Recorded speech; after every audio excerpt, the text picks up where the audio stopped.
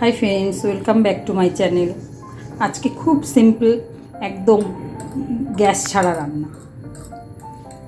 আজকে বানিয়ে ফেলছি রায়তা।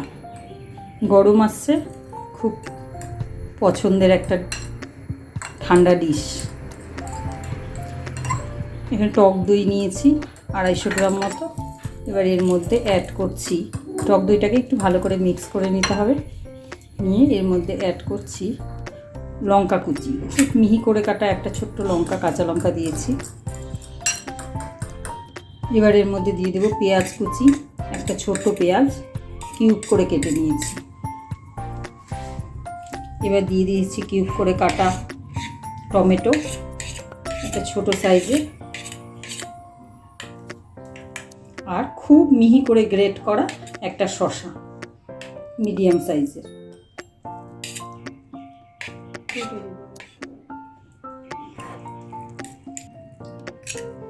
ভালো করে মিক্স করে নিতে হবে।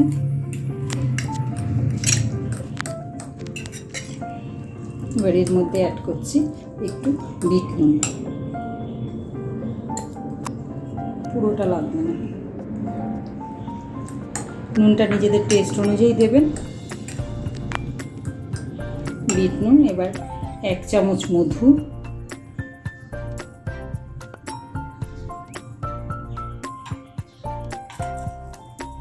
আর 1 চামচ, ছোট 1 চামচ চিনি।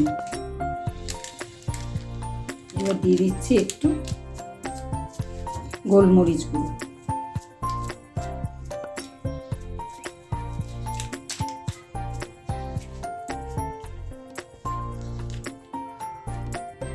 সব ইনগ্রিডিয়েন্টসগুলোকে ভালো করে মিক্সড করে নিতে হবে।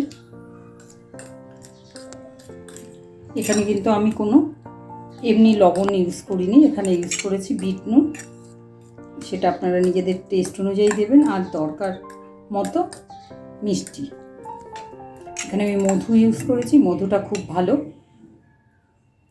টেস্ট আসবে।